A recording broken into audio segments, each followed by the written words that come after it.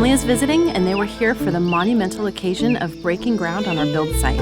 Our excavator hit the water table, causing us to change some plans. In this episode, I'll be sharing the architectural plans for our custom home, along with the changes we'll be making to mitigate the problem of too much water in the foundation. We are Hidden Creek Family Ranch, a 3-generational family teaming up to build our homestead from scratch in North Idaho.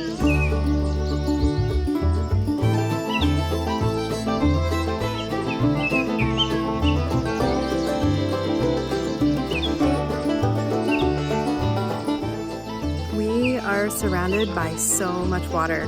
There is so much water here. Our property includes about 1,300 feet of creek frontage, and our build site is at the base of a large hill. And with about 40 inches of annual precipitation and a 90-foot well that provides about 12 gallons of water per minute, it comes to us as no surprise that there's a lot of water in our land. In fact, my dad and Carol moved here 1 year before us, and they experienced for themselves the massively elevated water table resulting from the snow melting. It was so extreme that they were literally pumping water out of their excavation site for weeks and ultimately abandoned their original build site to build on higher ground. Fast forward to now, about a year and a half later, we are beginning to excavate and we hit water.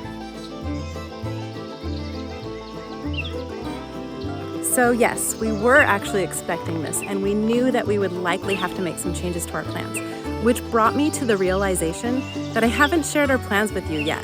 So I'm gonna head back inside and I'm going to pull out our architectural plans for a custom house build. And then I'll explain the next steps we'll be taking in preparing our foundation.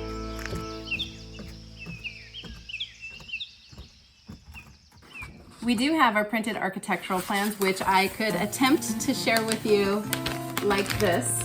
But it's huge. This is the house, and it's about 10 pages, including the foundation plan, the electrical, all of it. And so instead of struggling with fighting with these huge pieces of paper, I'm just gonna pull up the PDF on my computer and show you that way instead. So we found these plans online, and as I'm pulling all of this up, I wanna first share with you some wisdom that we gained through this experience. If you ask around like we did, you'll find that many of the custom home builders won't work with plans that are purchased online because either they have their own in-house architects they want you to use, or they have a limited set of professionally drafted and engineered plans to choose from. Or if you're building in a region that receives a lot of snow, like we are here in the snowbelt of North Idaho, it's likely that the plans available online aren't sufficiently engineered for the type of soil, the amount of water in the ground, and a heavy snow load on the roof.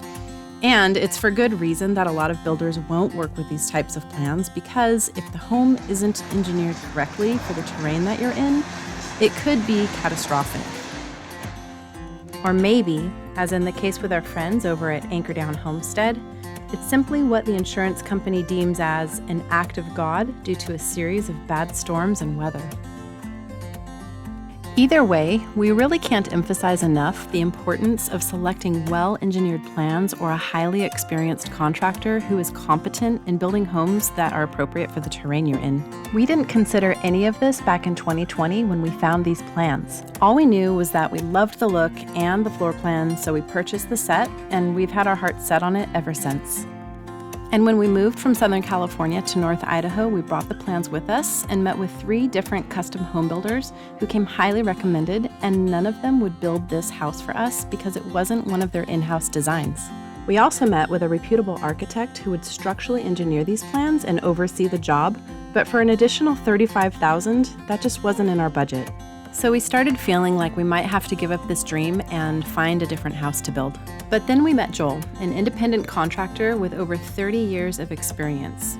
And if you watched our episode Stepping into Fall, you saw that my dad and Carol hired Joel to take over their build because things didn't work out with their original contractor.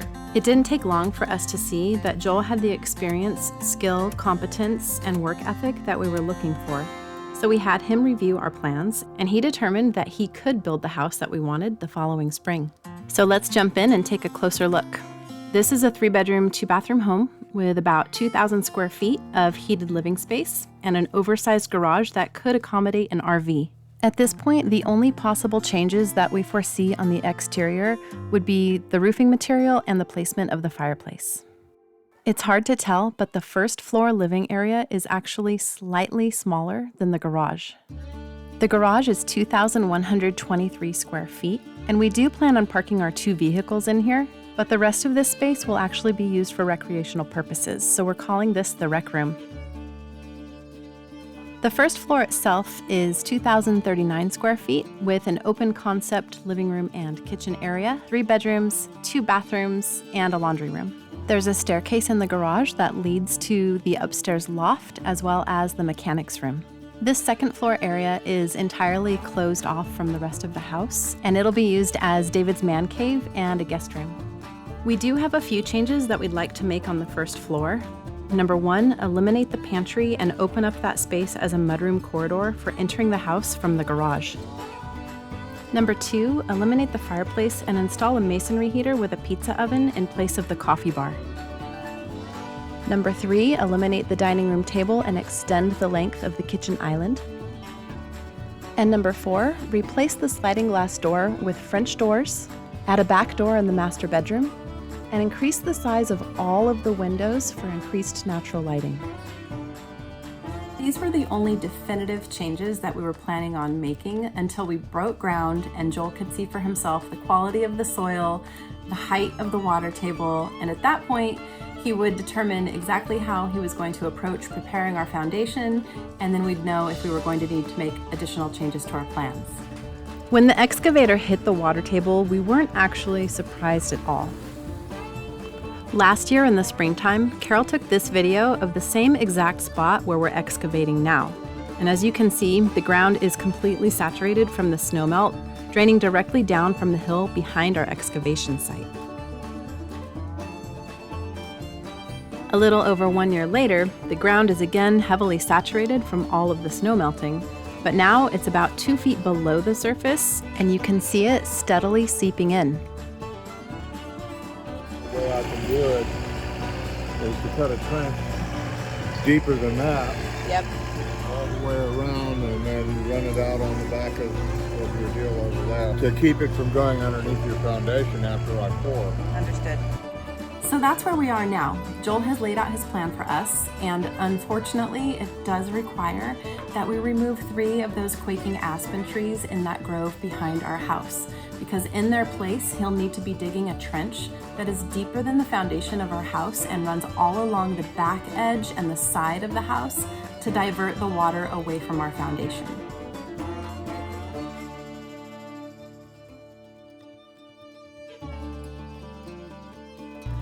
As much as I hated seeing those trees come down, there was just no other place to dig that trench.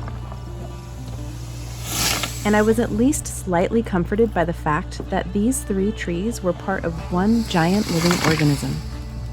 Quaking aspen trees are actually stems that are one interconnected root system underground, so yes, we removed 3, but over 10 other trees of the same organism still remain.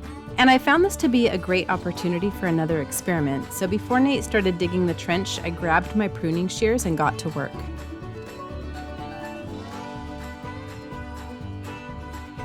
Since we ended up taking down those 3 beautiful quaking aspen back here out of this grove after all, I decided to jump up in there and harvest some roots, because I have heard that you can actually cut these into small sections and replant them and make sure that they get a lot of water, because these are very thirsty trees, and that they will actually just grow new suckers that will grow and become giant quaking aspen someday in their life. So I'm gonna go ahead and try it. It's an experiment like so many other things are at this stage of our lives, and you're just gonna have to follow along for several years to see if this actually grows into one of those. After cleaning up the debris of felling those 3 aspen trees, Nate got to work on digging the trench. I thought I could finish up my work with the roots and get back to filming his progress, but I missed the whole thing. Nate made quick work of digging the trench along the back and side of our build site, but he'll need to come back to finish the remaining side when all of the lumber and other building materials are out of the way. At this point, the success of the trench work was immediately evident. The trench filled with water, diverting all of the snowmelt away from our foundation.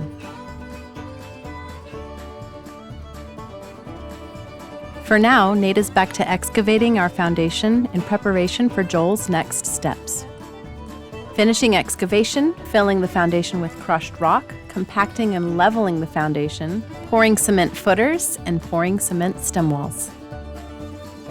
If you're new here, I hope you'll take a second to click that subscribe button and hit that notification bell so you don't miss our next episode.